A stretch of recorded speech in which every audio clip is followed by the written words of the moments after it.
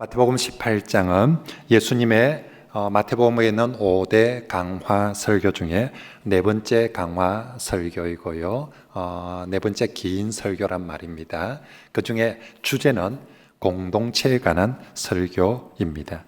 예수님께서 베드로의 신앙 고백 이후에 이 마태복음 후반부, 이제 예수님은 예루살렘 십자가를 지러 올라갑니다.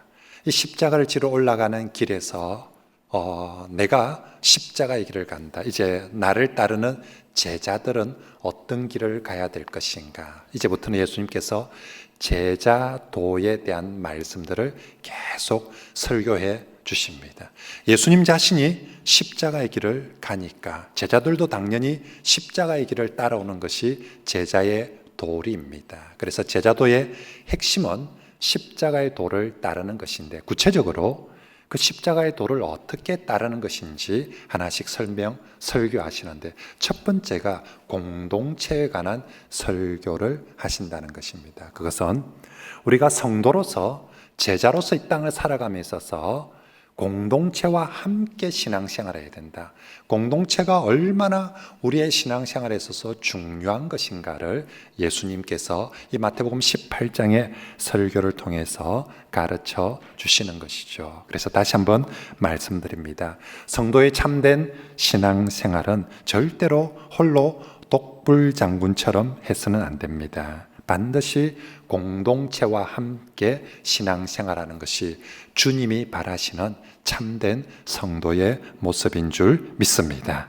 그리고 지난번에 제가 이제 마태복음 18장 1절부터 14절까지 말씀을 설교하면서, 이 공동체는, 교회 공동체란 것은 하나님 나라여야 된다. 하나님 나라의 모습을 나타내어야 되는데, 우리가 정말 이 교회가 하나님 나라 천국 같은 모습을 나타내기 위해서는, 첫째, 내가 뭘 어떻게 해야 되는가. 목사님이 뭐 어떻게 해야 되고 장로님이 어떻게 해야 되기 전에, 교회가 천국이 되려면, 교회가 정말 하나님 나라의 공동체가 되려면 내가 먼저 어린아이같이 낮아지고 섬기는 자가 되어야 된다. 목사님이 잘해야지, 장로님이 잘해야지.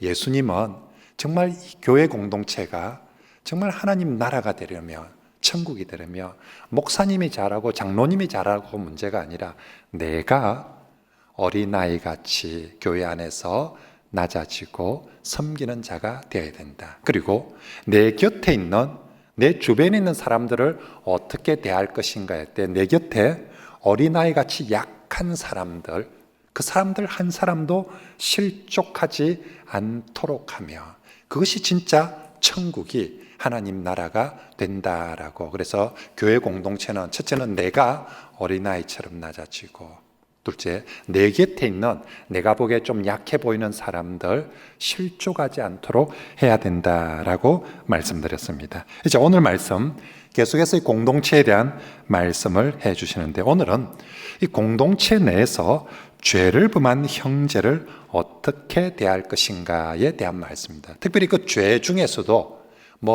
나와 전혀 상관없는 그런 죄가 아니라, 내게 뭔가 잘못한 형제에 대해서, 내게 죄를 지은 그런 형제에 대해서 나는 과연 어떻게 대하며, 교회는 이 문제를 어떻게 처리해야 될 것인가에 대한 말씀이 오늘의 말씀입니다. 결론은 죄를 범한 형제도 결코 잃어버리지 않도록 해라라고 말씀합니다. 여러분, 이 교회가 공동체로, 여러 사람들이 함께 모이는 공동체로 모인다면, 여긴 죄인들이 많기 때문에 항상 문제가 많이 생길 수밖에 없습니다. 우리 모두가 천사가 아니거든요. 우리 모두가 거룩한 사람들이 아니기 때문에, 죄인들이기 때문에 사실은 숫자가 많으면 많을수록 문제와 죄가 많아지는 거죠. 그런데 그 문제와 죄란 것이 언제나 나와 상관없이 일어나는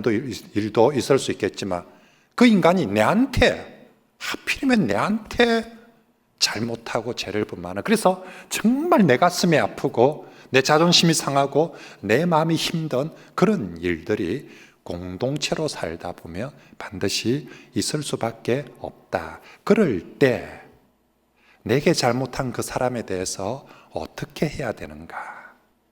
교회는 그런 일들을 어떻게 풀어가야 되는가 하는 말씀입니다. 결국 오늘 우리 주님은 교회 공동체, 어린아이 같은 사람도 실족하지 않도록 해라. 교회 공동체, 니한테 잘못하거나 문제가 생긴 사람, 그 사람도 잘라내지 말고 잃어버리지 않도록 해라는 것이 우리 주님의 말씀입니다. 그렇습니다. 주님이 찾으시는 교회는 죄인들이 하나도 없는 그런 교회가 아니라 죄인들을 돌아오게 하는, 죄인들을 용서하고 회복해 하는 게 주님의 교회입니다. 좋은 교회, 참된 교회는 훌륭한 사람들이 얼마나 많이 모였는가에 달려 있는 것이 아니라, 그죠? 거기에 훌륭한 사람이 얼마나 많이 있는가, 그게 좋은 교회, 참된 교회가 아니라 얼마나 많은 죄인들이 회개하고 돌아왔는가, 그리고 얼마나 많은 죄인들을 용서해 주었는가. 분명히 사건은 사람이 모이기 때문에 사건, 사고는 있을 수밖에 없는데, 그런 사건, 사고들이 있을 때 얼마나 많은 용서가 이루어졌는가에 달려 있습니다. 그런 의미에서 우리 교회는 문제가 아무것도 없는 교회, 우리 교회는 정말 훌륭한 사람들, 거룩한 사람들만 모은 교회가 아니라 우리 교회는 정말 죄인들이 많이 돌아오는 그런 교회가 되기를 소망합니다. 그게 주님이 바라시는 교회인 것이죠. 그리고 교회는 그런 죄인들이, 그 죄인이란 것이 악한 죄인일 수도 있고 유독 내게만 모질게 하는 죄인일 수도 있고요.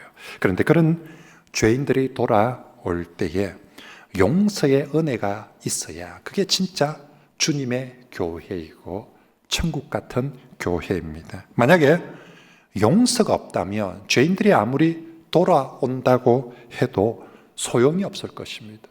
나는 뉘우치고 나는 돌이키는데 저쪽에서 누군가가 용서해 주지 않는다며 여전히 나는 낙인이 찍힌 사람으로 살아갑니다. 그래서 교회, 주님은 이 교회가 천국이 되길 원하셨어요. 교회가 하나님 나라, 정말 천국의 모습을 보이길 원하셨는데, 이 교회가 정말 천국이 되려고 한다면 정말로 거기 잘나고 똑똑하고 지적질 잘하고 판단 잘하고 정죄 잘하는 그런 사람들이 많이 있는 것이 천국이 아니라 용서하는 사람이 많아질 때 바로 그 교회가 천국이 될 줄 믿습니다. 용서가 있는 공동체, 용서가 있는 공동체, 그게 교회고 그게 진정한 성도의 모습입니다. 용서에 대해서는 주님이 다음 주에 또다시 길게 설교하십니다. 그래서 저도 용서에 대해서는 다음 주에 좀 더 말씀을 드리고, 오늘은 첫째 이 두 가지가 이루어, 첫째는 죄인이 회복되고 돌아와야 되고, 이 돌아온 죄인에 대해서 용서하는 사람이 있어야 되고, 이게 같이 되어질 때에 교회가 천국이 되거든요. 오늘은 죄인의 돌아옴 회복에 대해서 어떻게 형제가 죄를 범하였을 때 그를 다시 돌이키게 다시 살릴 수 있을까에 대해서 먼저 말씀을 전하도록 하겠습니다. 자, 우리 15절 말씀 같이 읽어봅니다. 시작. 내 형제가 죄를 범하거든 만일 들으면 내가 내 형제를 얻은 것이요. 아멘. 자, 오늘 본문은 간혹 성도의 징계와 치리를 위한 본문으로 읽혀져 왔는데, 사실 오늘 말씀은 죄를 범한 형제에게 어떻게 벌을 줄 것인가에 대한 말씀이기에 앞서서 먼저는 분명히 공동체 안에 죄를 범한 형제가 생기거든요. 어떻게 벌을 잘 줄 것인가에 대한 말씀이기에 앞서서 죄를 범한 형제를 어떻게 회복하며 어떻게 돌이키게 할 것인가에 대한 말씀이 주님의 가르침입니다. 예수님의 관심은 언제나 잃어버린 자, 죄인들을 찾고 구원하는 것이 주님의 1차적인 관심입니다. 여러분, 예수님 보시기에 여기 앉아있는 우리 모두 다 무엇으로 보이겠습니까? 예수님 기준에서 보면 다 죄인들입니다. 오늘 성경 말씀에 형제가 죄를 범하거든 했는데 우리 주님 앞에서 난 아닌데요, 그런 사람 아무도 없습니다. 지는 잘났고 지는 뭐 거룩한 것처럼 하지만 주님의 관점에서 볼 때는 사실 우리 여기 있는 사람 다 죄인들이죠. 그러면 주님이 죄인 얼마나 벌을 잘할 것인가라고 딱 마음을 먹고 오셨으며 여기 있는 사람들 다 진짜 주님께서 야무지게 벌 내리실 겁니다.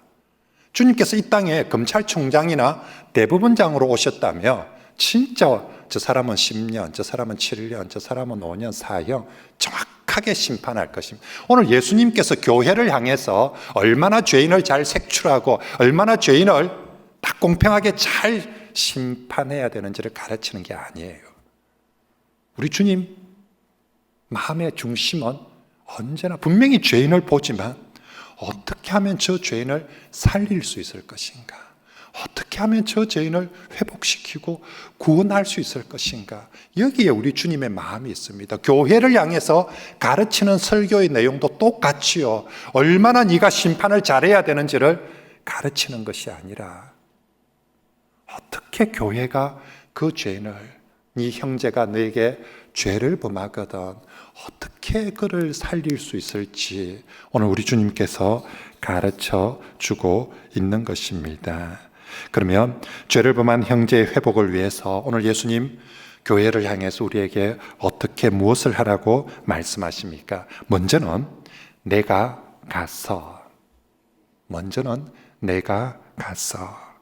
그 형제를 권고하라고 합니다.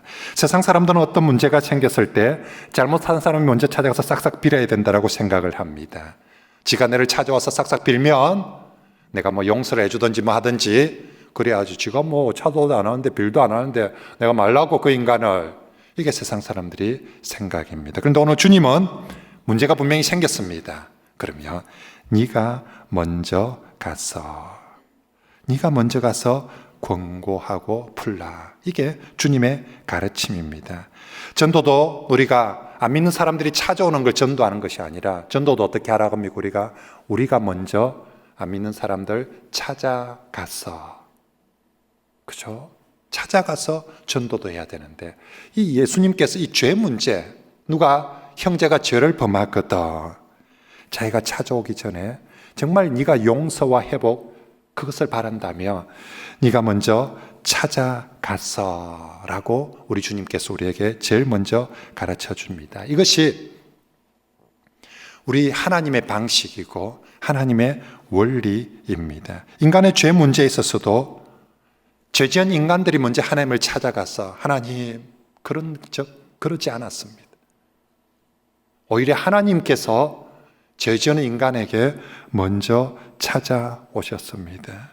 죄인들을 벌하려고 야무지게 그의 죄를 다 찾아내가지고 형벌을 주려고 찾아온 것이 아니라 바로 그 죄인들을 살리려고 구원하시려고 폼 잡고 오신 것도 아니고 정말 죄인과 같이 낮고 낮은 모습으로 정말 천한 모습으로 그렇게 직접 찾아오셨습니다. 하나님도 그렇게 하셨고요.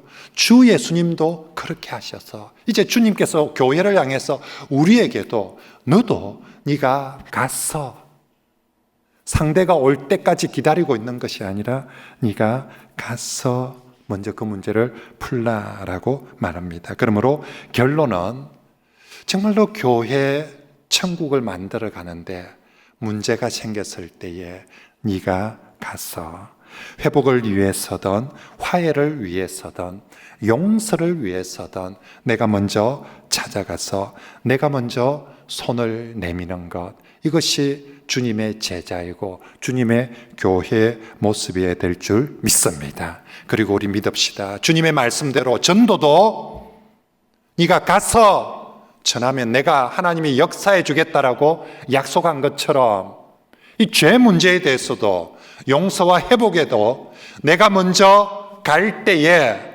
하나님이 반드시 역사해 주실 줄 믿습니다. 내가 가만 앉아 있으면 아무 일도 일어나지 않지만 내가 이 일을 위해서도 용기를 내어서 긍휼의 마음으로 내가 먼저 갈 때에 하나님이 반드시 어떤 역사라도 일으키게 해 주실 줄 믿습니다. 그리고 이 공동체 안에서 이제 이 죄인의 회복, 이 죄 문제를 해결하기 위해서 오늘 주님은 최소 폭로의 원칙을 가르쳐 주고 있습니다. 이 단어들이 좀 생경할 수 있지만 꼭 기억하면 좋겠습니다. 교회 안에 죄 문제를 해결할 때에 최소 폭로의 원칙, 죽이고 심판을 하기 위해서는요, 내가 저 사람 딱 죽이고 싶다, 심판하고 싶다, 그러면 최대한 많은 사람들 앞에서 폭탄처럼 터뜨려 버리는 게 가장 효과적인 방법입니다. 그래서 언론에 터뜨리든지, 그래서 최대한 많은 사람들이 알도록 막 그렇게 폭탄처럼 빵 하고 터뜨려 버리면 딱 그 사람 죽일 수 있습니다. 그 사람이 아무리 권력자라 할지라도, 그 사람이 아무리 변명을 한들 일단 죽이는 데는 최대한 많은 사람들 앞에 터뜨려 버리는 게 제일 좋은 방법입니다. 하지만 주님은 오늘 이 형제가 죄를 범하거든 죽이고 싶다면 최대한 많은 사람 앞에 터뜨리지만 살리는 게 목적이라면 최소한의 사람에게만 폭로되어져야 된다라고 말씀합니다. 그래서 15절 말씀에 죄를 범한 형제에게 먼저는 찾아가서 권고할 때 먼저는 너와 그 사람과만 하고 아주 단정을 지어서 말씀합니다. 죄인의 회복을 위해서 일단은 본인 당사자 외에는 어느 누구에게도 발설하지 못하게 하고 당사자들 안에서 해결되도록 합니다. 그래야만이 그 사람이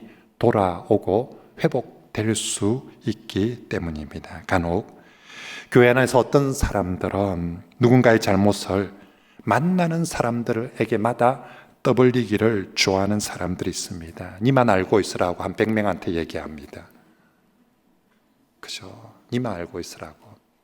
그리고 교회가 이래가 되겠나라는 정의감에 불타올라서 그 명분을 가지고 교회가 이래가 되냐면서, 교회에 이런 사람들이 있어야 되냐면서 온 동네에 애고 다니는 사람들이 있습니다. 그래서 나중에 잘못을 범한 그 형제가 진심으로 회개하고 뉘우쳐도 공동체 안으로 돌아올 수 없도록 만드는 경우들이 있습니다. 회개하지 않아서 못 돌아오는 것이 아니라 너무 많은 사람들에게 낙인이 찍혀버렸어. 그 주홍 글씨가 지워지질 않는 거예요. 하나님 앞에서는 회개하고 용서도 받는데 이 교회 사람들 앞에서는 완전히 낙인이 찍혀가지고, 그래서 하나님께는 돌아올 수 있는데 교회는 못 돌아오는 그런 안타까운 경우들이 사실은 참 많이 있습니다. 왜 사람들이 교회를 다니면서도 공동체에 속하려고 하지 않습니까?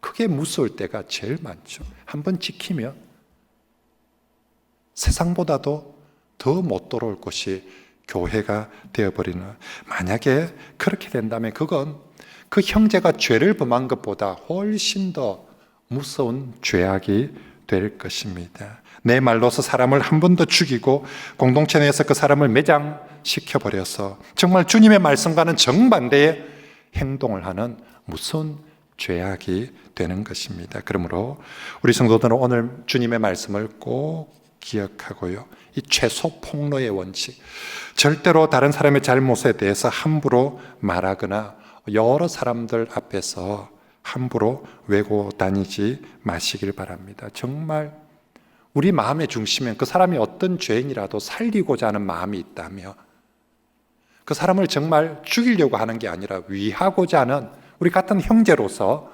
위하고자 하는 마음이 있다면, 말을 해야 된다면 직접 가서 그 사람에게만 말씀하고, 도저히 내가 그럴 자신도 용기도 없으면 그냥 입을 다물고 죽게 맡겨 놓으시길 바랍니다. 그리고 우리가 당사자에게 얘기를 해도 문제가 해결되지 않으면 오늘 16절 말씀에 그러면 한두 사람 더 데리고 가서 두세 사람이 함께 권면하고 정인이 되라. 자, 네 입으로 안 되면 그러면 아이고 안 되겠다. 한 열댓 명, 안 그러면 온 교회 다 데리고 갔어. 아니, 그렇게 돼도 최소한의 사람으로 또 최소한의 폭로의 원칙을 지키도록 해서 함께 가서 문제를 풀어보라고 말씀합니다. 한 번만에 해결되지 않았다고 해서 아이고 그 인간 안 되겠더라, 내가 가서 얘기해봤는데 시도 안 먹히더라, 그래서 그 인간 끊어내버리려고 하지 말고 또 한두 사람 더 데리고 가서 또 한 번 더 노력하고 수고하라고.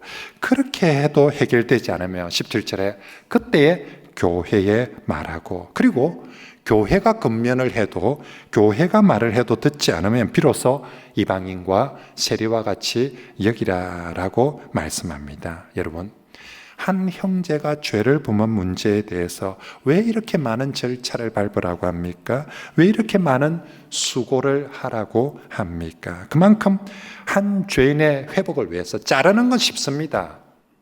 자르는 건 한 방에 그냥 터뜨려 버리면 바로 자르고 죽여버릴 수 있습니다. 그런데 살리기 위해서 나뿐만 아니라 온 교회가 이렇게 힘을 합쳐서 노력하라고 주님께서 오늘 이렇게 하나씩 우리에게 말씀합니다. 만일 피치 못할 사정으로 정말 그래도 안 되어서 벌을 주어야 할 때도 더 신중하고 신중하라는 말씀입니다. 그리고 벌을 주는 최종 목적도 죽이려고 벌을 주는 것이 아니라 회복을 위해서 벌을 주어야 하기 때문입니다. 그러므로 성도 여러분, 분명히 많은 사람들이 모일 때 모두가 천사가 아닙니다. 모두가 내게 호의를 베풀 수 있는 것도 아닙니다. 분명히 죄 지은 사람도 있고 그 죄가 내게 특별히 더 가슴 아프게 하는 그런 죄가 될 수도 있을 때에 오늘 주님의 말씀 꼭 기억합시다. 죽이는 사람, 죽이는 교회가 되지 말고 살리는 사람이 되자. 살리는 교회가 되자. 어찌하든지 용서해 주려고 하고 회복해 주려고 하고 살리는 그런 교회가 되도록, 그러기 위해서는 나부터, 목사님이 잘해야 되고 장로님이 잘해야 되는 것이 아니라 나부터 남 탓하지 마시고 나부터 말 조심하고 나부터 죄인들의 손을 회복을 위해서 내가 먼저 찾아가서 내가 먼저 손을 내밀 수 있는 그런 주님의 제자들, 주님의 교회가 되기를 바랍니다. 자, 한편 오늘 예수님께서 이제 이 죄인들의 회복과 형제가 죄를 범하거든 이 문제에 대해서 주님께서 오늘 교회에 관한 아주 중요한 말씀을 한 말씀 더 해 주십니다. 그것은 교회의 권세가 곧 하늘의 권세다라는 말씀을 해 주십니다. 18절입니다. 같이 읽습니다. 시작. 진실로 너희에게 이르노니 무엇이든지 땅에서 풀면 하늘에서도 풀리리라. 아멘. 여기서 너희는 복수행입니다. 다시 말하면 18절에 말씀하시는 너희는 교회를 일컫는 말입니다. 그리고 땅에서 메고 푸는 것은 죄를 범한, 지금 바로 앞에 죄를 범한 형제.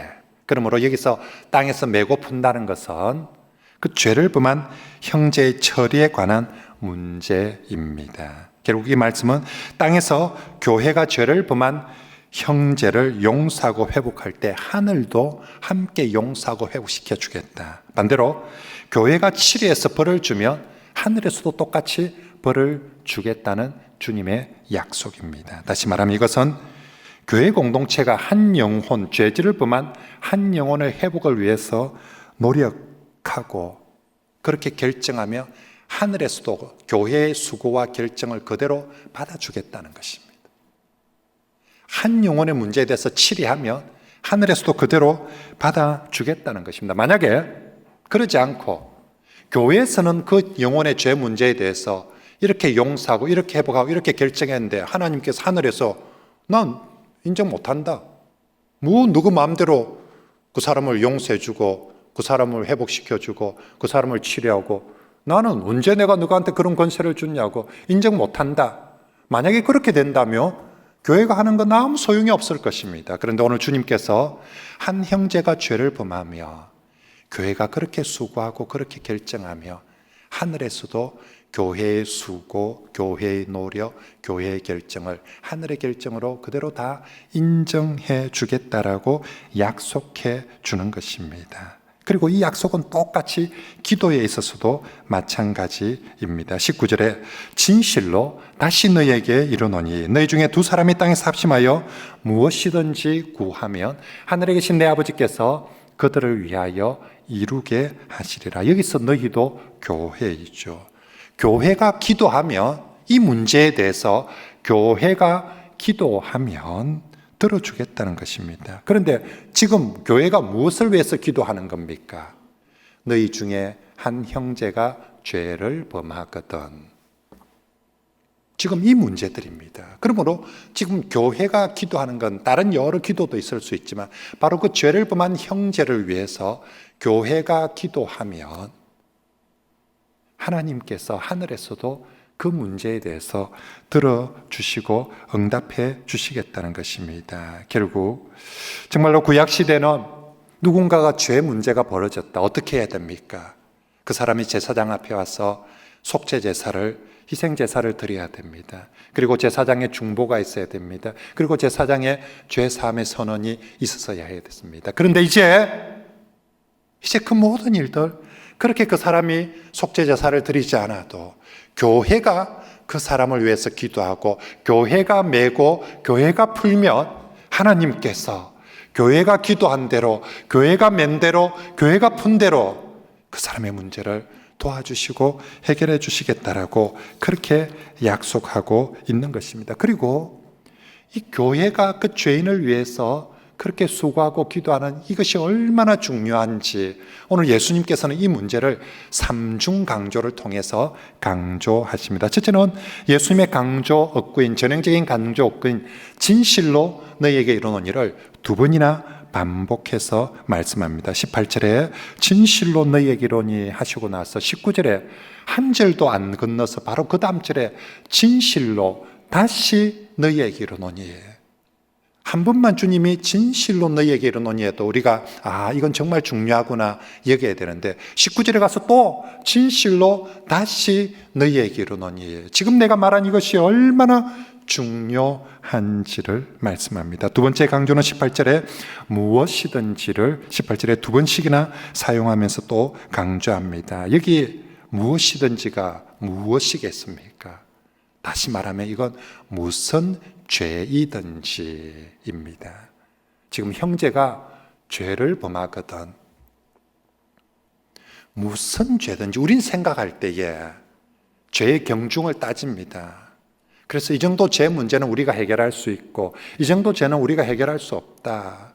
만약에 교회가 5천만 원, 500만 원, 50만 원 서로 사기친 문제에 대해서 이건 교회가 처리를 해야 되는데 50억이 넘어가는 문제 50억이 넘어가는 죄에 대해서는 사람을 말로 좀 해코지한 죄에 대해서는 교회가 처리할 수 있는데 사람을 살인으로 죽여버린 죄 문제에 대해서는 그건 누가 결정하면 안 돼. 내가 하나님이 한다. 내가 직접 한다. 그런까지 교회 안 맡겠다. 교회는 이 정도 수준 안에서만 그렇게 이 문제를 처리를 해라.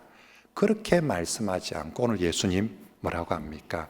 무엇이든지 무슨 죄든지 이런 것까지 이게 회복이 되겠나 용서가 되겠나 이게 해결이 되겠나 하는 우리가 생각하기에는 도저히 이거는 해결이 안 된다는 그런 막중한 죄라 할지라도 무엇이든지 너희가 기도하고 너희가 풀면 하늘에서도 풀리리라 라고 말씀하고 있습니다. 세 번째 강조는 19절과 20절에 두 사람과 두세 사람을 언급하면서 말씀합니다. 지금 주님은 교회를 향해서 죄 문제에 대해서 정말 위대한 약속을 주십니다. 정말 교회가 풀면 하늘에서도 풀고 교회가 매면 하늘에서도 매게 하겠다. 교회가 기도하며 들어주겠다. 그런데 그 교회란 것이 도대체 몇 명이 모여야 교회가 되겠습니까? 너희가 라고 얘기하는데 도대체 몇 명쯤 한 100명은 최소한 모이가 이 문제를 가지고 기도하고 한 100명은 모여가지고 이 문제를 가지고 언론하고 결정해야 그게 효력이 있는 것입니까? 아니면 1000명이 이 문제를 이 정도 살인 문제나 이 정도 어마어마한 문제는 1000명이 기도하고 1000명이 언론을 해야 됩니까? 도대체 너희라고 말하는 그 교회가 얼마나 되어야 어느 정도 숫자가 되고 어느 정도 힘을 합쳐야 너희가 될 수 있습니까? 주님은 두 사람, 세 사람만 있어도 내가 친히 그곳에도 함께하고 너희들의 결정, 너희들의 기도를 내가 그대로 받아주겠다라고 말합니다. 당시 유대교는 성인 남자 12명이 있어야 회당이 될 수 있다라고. 여자는 아무리 많아도 소용이 없고 애들도 아무리 많아도 소용이 없고 유대인 남자 10명이 있어야 회당이 되고 그래야만이 그것이 공회가 되어지고 그 공회를 통한 결정이나 공회를 통한 권위가 효력이 있다라고 생각했었습니다. 그런데 예수님 말합니다. 남자 10명, 100명, 1000명 아니어도 된다. 너희 두세 사람이 모여도 내가 함께하며, 그게 주님의 가장 권위 있는 결정이고 공의이지 않습니까? 인간이 10,000명이 모이도 주님이 함께하지 않으며 그 10,000명의 모임은 아무런 의미가 없습니다. 하지만 주님이 네가 이 문제에 대해서, 교회가 형제 중에 죄를 범한 이 문제에 대해서 두세 사람이 모여도 내가 함께 해주겠다라고. 너희 교회가 그 영혼을 살리기 위해서 이 죄 문제를 가지고 두세 사람만 모여도 내가 함께하며, 그건 바로 하늘의 결정이고 하늘의 군의이고 하늘의 강구가 되어지는 줄 믿습니다. 오늘 우리 주 예수님께서 숫자가 적어서 안 된다고, 우리 너무 초라한 사람들만 모여서 지혜도 없고 그래서 안 된다라고 말하지 말라는 것입니다. 가장 작은 수의 사람이 모여도, 가장 힘없고 초라한 사람들이 모여도 정말 교회가 죄를 위해서 기도하고 노력하면 하나님께서 얼마든지 어떤 문제라도 어떤 죄라도 도와주시고 함께 하시겠다는 약속입니다. 결국 이 말씀들은 교회를 향한 엄청난 응원가입니다. 주님께서 교회를 향해서 한번 해보라고. 내가 너희에게 하늘의 권세와 하늘의 권위와 능력들을 함께 해줄 테니까 한번 해보라고. 뭐 해보라고 합니까? 사람 죽이는 거 한번 해보라고, 사람 자르는 거 한번 해보라고 지금 교회에 이 엄청난 권세를 맡깁니까? 실제로 옛날에 로마 가톨릭은, 교황청은 이 권세를 자기들이 받았다고 생각하고 정말 함부로 사람들을 자르고 면직하고 죽이고 그런 일들을 했더랬습니다. 그런데 주님의 의도는 그게 아니지 않습니까? 주님은 분명히 교회 안에, 공동체 안에 형제가 죄를 범하는 문제가 생길 수 있다, 죽이려고 이 권세를 너에게 주는 것이 아니라 교회의 하나님께서 살리려고 이 모든 하늘의 권세와 능력, 기도조차도 하늘의 기도의 능력으로 주었다. 그러므로 교회에게 응원합니다. 해보라고. 뭘? 정말로 사람을 살리는 그 일을, 특별히 죄를 범한 사람을 살리는 그 일을 교회를 향해서 한번 기도하며, 교회를 향해서 한번 수고하고, 교회를 향해서 먼저 찾아가서 용기를 내서 그 일을 해보라고 우리에게 격려하고 있는 줄 믿습니다. 주님의 몸된 교회된 성도 여러분, 해봅시다. 이 말씀을 듣고 정말로 교회가 천국이 되기 위해서는 착한 사람들만 모여올 때 천국이 아니라, 문제가 생겼을 때 그것을 주님의 방식으로 용서하고 풀어가고 회복하는 것이 진짜 천국이 되는 줄 믿습니다.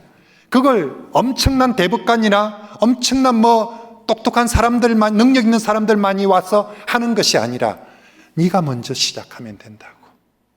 네가 먼저 가서 손을 내밀고, 너 혼자 힘으로 안 되면 두세 사람이 함께 가서 또 근면하고 손을 내밀고, 그리고 교회가 그 문제를 가지고 함께 기도하고 함께 풀어나가려고 그렇게 하면 하나님이 반드시 도와줘서 정말 그런 천국의 역사가 일어날 것이다라고 말씀하고 있습니다.